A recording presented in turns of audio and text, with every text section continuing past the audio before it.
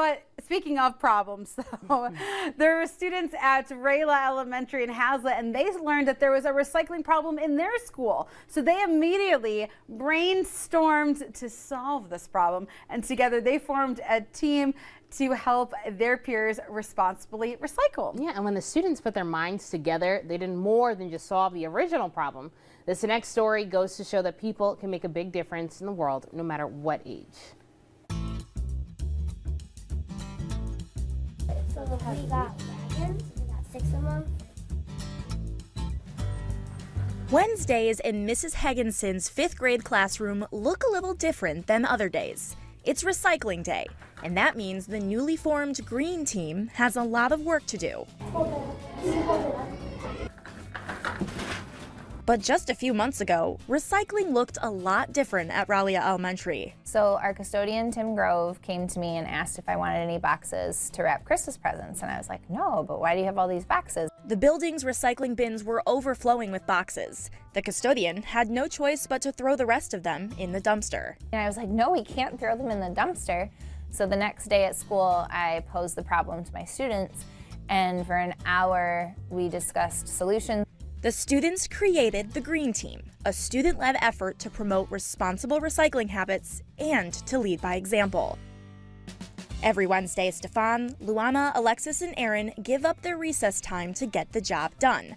And while choosing between recess and recycling might seem like a hard decision for a 5th grader, the students say it was a no-brainer. I don't want to waste 15 minutes of our recess. I want to help the community more and make money so we can open it up and get a new big recycling bin and have fun with it. Helping the environment in the school is way better than going outside.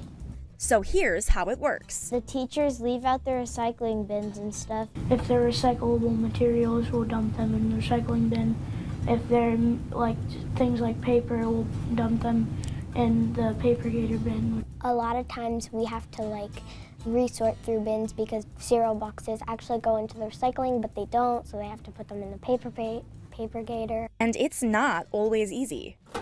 But the students work together to problem solve and help each other get the job done. But I think the hardest part is actually making sure we're quiet enough. I know the earth is healthy and nature's having better an environment, and that our school property is more clean.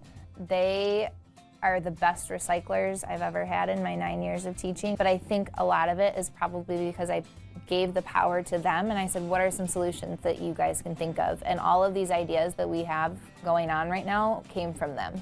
And when given the power to make a difference, Mrs. Higginson says they've gone above and beyond. We can make a big difference, and if we stop believing, then what kind of a difference are we going to make if we're not trying?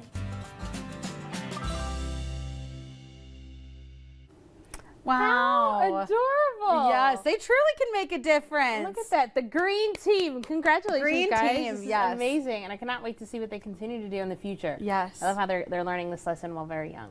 So awesome. Well, we